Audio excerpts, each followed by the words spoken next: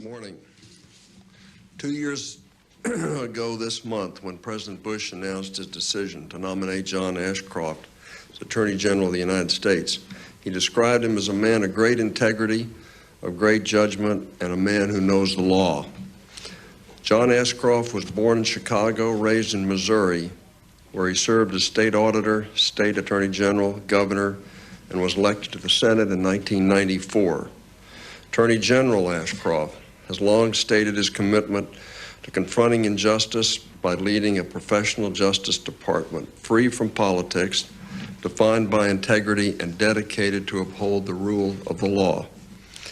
As you know, in global war on terrorism that has followed the September 11th attacks on America, the priorities of Justice Department have been refocused. At the President's command, Attorney General Ashcroft has mobilized the department's resources toward a single overriding objective: to save innocent lives from further acts of terrorism. The department is carrying out this critical task in close cooperation with our coalition partners. Attorney General Ashcroft is supporting this effort through his meetings this week in Europe. Ladies and gentlemen, Attorney General of the United States, John Ashcroft. Thank you, Mr. Ambassador. Thank you very much, Mr. Ambassador, and I'm very pleased to be here. I'm delighted to be accompanied on this trip by two individuals who have very important roles in the United States Justice Department. Asa Hutchinson, would you stand up? Asa is the director of the Drug Enforcement Agency for the United States of America, and in spending time here in the United Kingdom and in other capitals in Europe, I wanted him to be with me and to develop our further capacity to cooperate on issues relating to narcotics. Thank you, Asa. Michael Chertoff is the Assistant Attorney General in charge of criminal prosecutions in the United States. Obviously, when it comes to matters relating to the security of the American people and the security of freedom-loving people everywhere in our war against terrorism, our ability to have the effective criminal prosecution of those that are apprehended is very important. I'm delighted to have spent time this morning with Home Secretary David Blunkett.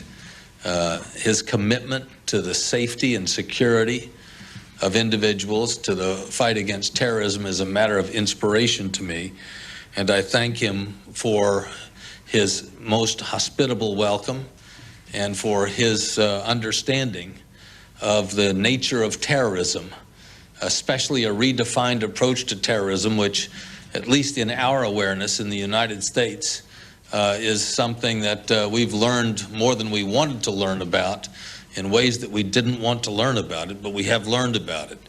Now, obviously, the United Kingdom has had experience with terrorism in ways that have been firsthand for a longer period than the United States of America.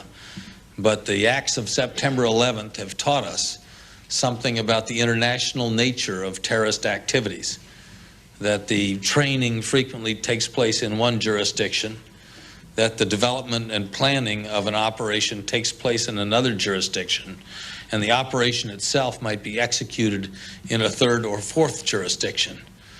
Given this span of jurisdictions and the variety of national contacts with the continuity of the terrorist effort, it makes it very important for us to have the capacity to cooperate, both in preventing terrorist attacks and finally in developing a capacity to prosecute those who perpetrate acts of terrorism at the peril of innocent citizens. The terrorist attack, which we describe as an attack on the United States on September 11th, turned out to be an attack on a broad number of countries whose citizens were destroyed in that attack. I mean, 79 United Kingdom victims, at least our understanding is that count, which may make it one of the largest terrorist attacks ever on the United Kingdom, took place in the United States. And the loss of life there is something that we are keenly aware of and sensitive to. We do not want to be a country in which not only are our own residents unsafe, but in which our visitors are unsafe, and we want to do everything we can to fight terrorism.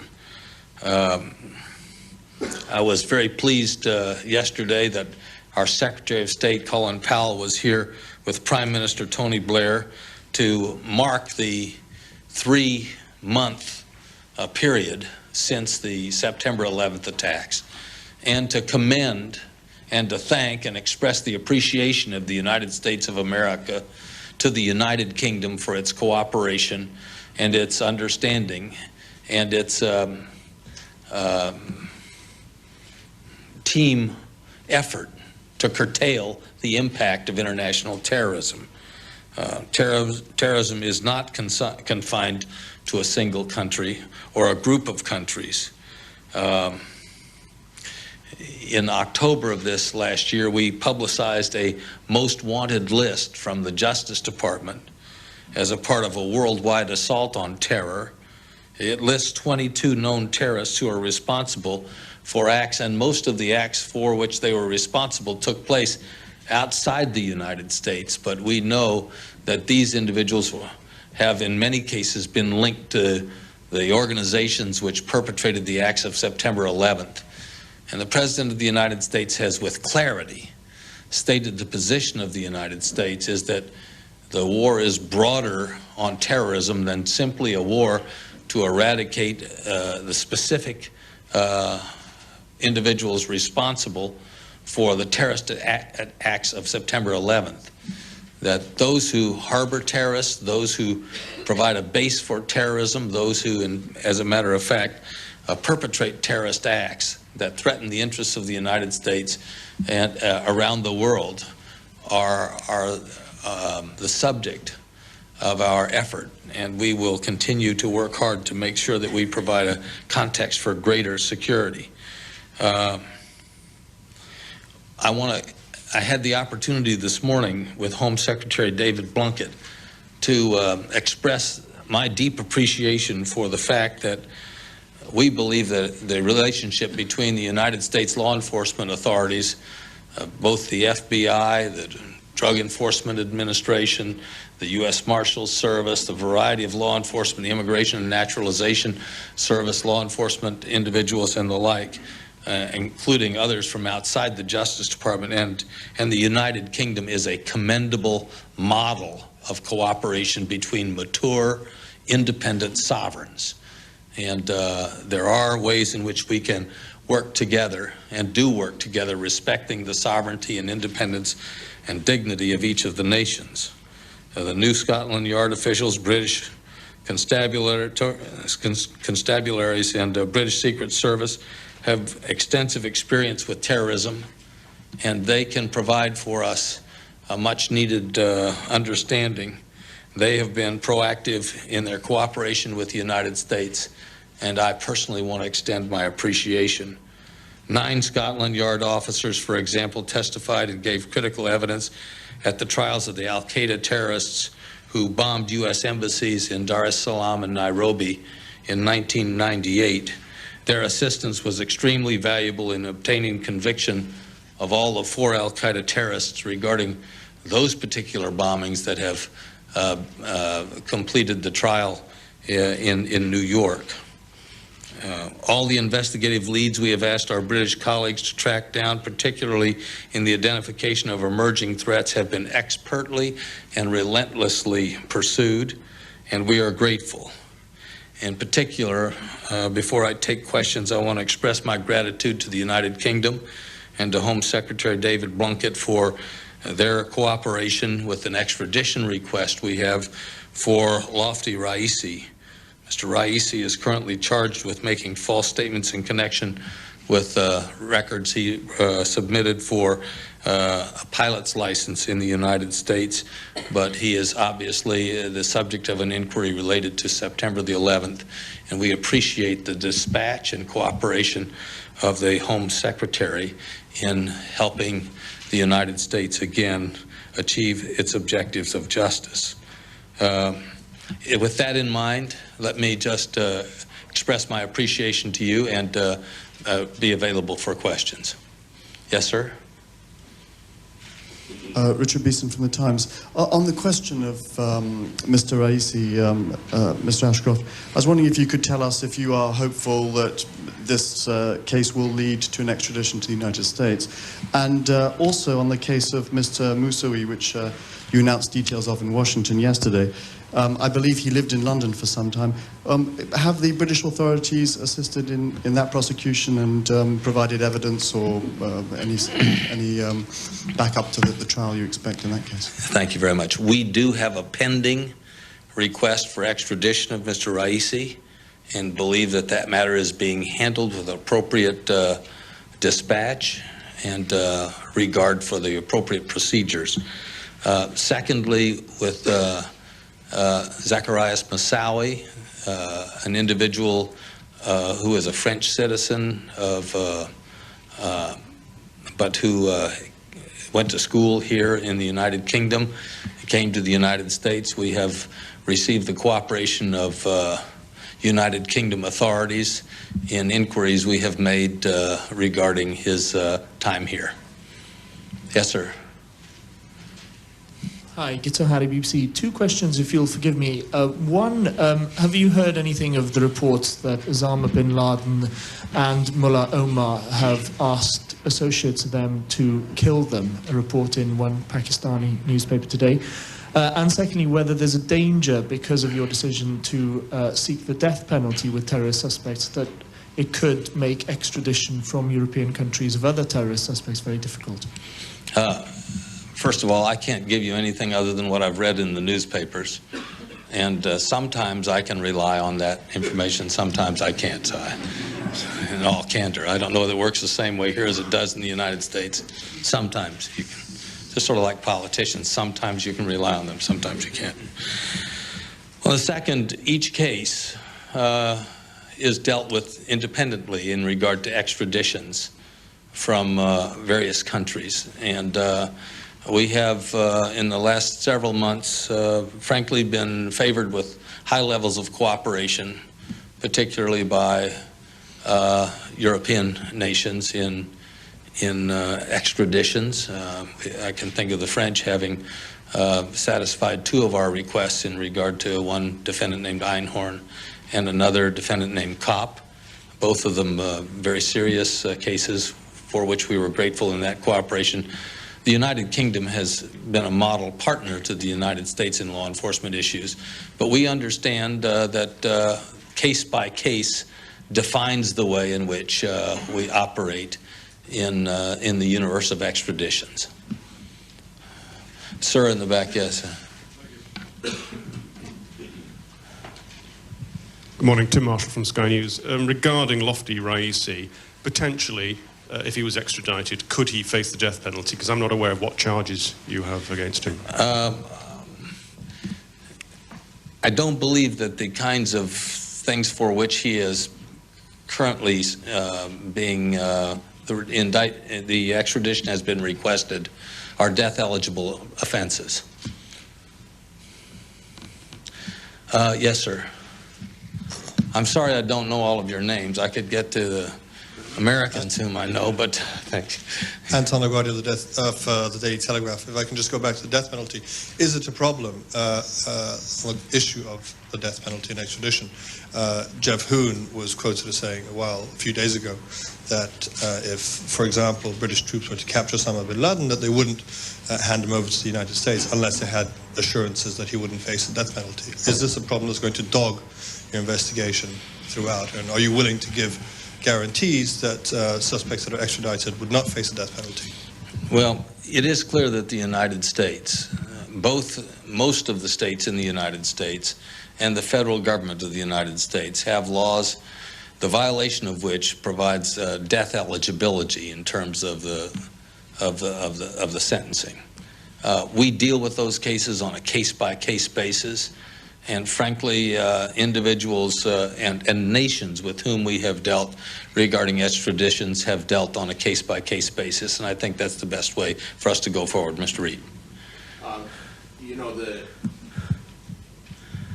U.S. has regularly given a diplomatic letter in extradition cases saying that the person extradited from a European country won't be given the death penalty. Are you willing to give the same kind of letter to European countries saying an extradited person won't be placed in trial before a military commission to get the extradition? Well, first of all, a military commission is not a place where traditional criminal activity is adjudicated. The order for a war crimes commission on the part of the president is a military order, so it's outside the jurisdiction of the civil authorities, of which I am one. And secondly, it's designed to adjudicate war crimes, not ordinary criminal activity.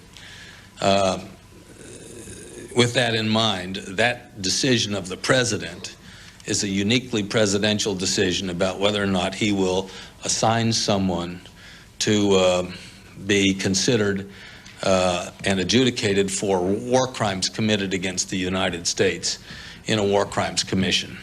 And so I simply cannot indicate what all the procedures would be there. He's asked the Secretary of Defense to come up with a set of regulations. I could make a few comments on war crimes commissions. You know, there are several war crimes commissions operating now that are seeking to vindicate war crimes infractions that took place in Bosnia, for example, when atrocities were committed against the people of Bosnia, and the world has largely endorsed the idea that a war crimes commission should provide relief as a result of that atrocious behavior and activity. Similarly, in regard to war crimes committed in crimes against humanity, those kinds of criminal activities in, I believe, Central Africa with Rwanda and the like, the war crimes commissions are supported now by the world community to address those.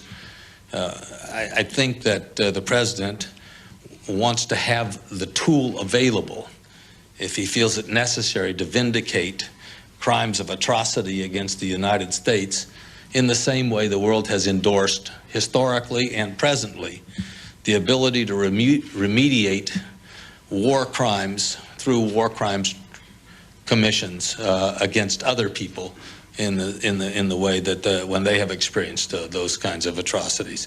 Sir, I saw your hand up. One more question. Robin Oakley, CNN.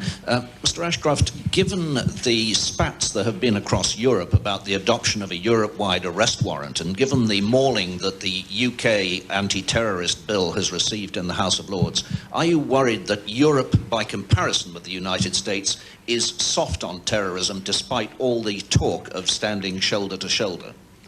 Well, I believe that the world is a different place since September the 11th. The nature of terrorism has been redefined. The clarity with which we now understand that terrorism is multi-jurisdictional, as I indicated earlier, frequently trained in one setting like a camp in Afghanistan, perhaps plotted or planned in another setting, like we believe there were several settings that may have been involved in plotting the September 11th attacks in the United States, but those plotting arenas were outside the United States and other nations.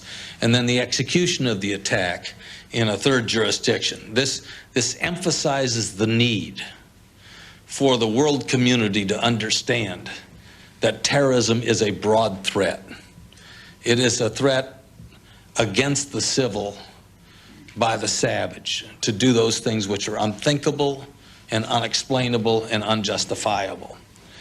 Now, it stands to reason that given the breadth of the operation, the multi-jurisdictional aspect of it, the fact that it is staged in some areas, executed in others, trained for and planned in others, that we need to have a worldwide consciousness of this new threat. And we have to develop an understanding that to stamp out terrorism, we're going to have levels of cooperation that recognize this kind of interrelated nature and extended way in which terrorism has begun to operate. With that said, I want to emphasize this. The United States understands that we participate cooperatively and collaboratively with mature, sovereign, independent nations. And each nation has to make its own judgments about those things that it can and needs to do to protect its innocent citizens from being the victims of savage terrorist attacks. The Justice Department of the United States has come to a conclusion, and I believe it's one which other cultures will reach as well, that we needed to adjust our framework to make sure that we were up to date with our capacity to interdict, disrupt, deal with terrorist threats.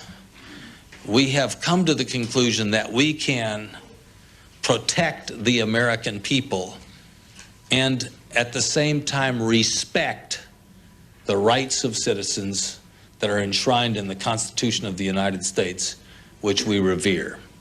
That balance which is drawn, that ability to do that, has to be drawn independently in each culture. And now I'm coming to the final, actually you've heard me talk, now I'm going to answer your question. I do not stand in judgment of other nations about what they are doing. I understand that as mature sovereigns, they need to make assessments of their own. I urge for the safety and security of freedom-loving people everywhere that assessments be made in the light of the nature of terrorism, a kind of international terrorism which has taken so many lives and impaired the capacity of people to operate in freedom. I thank you all very much.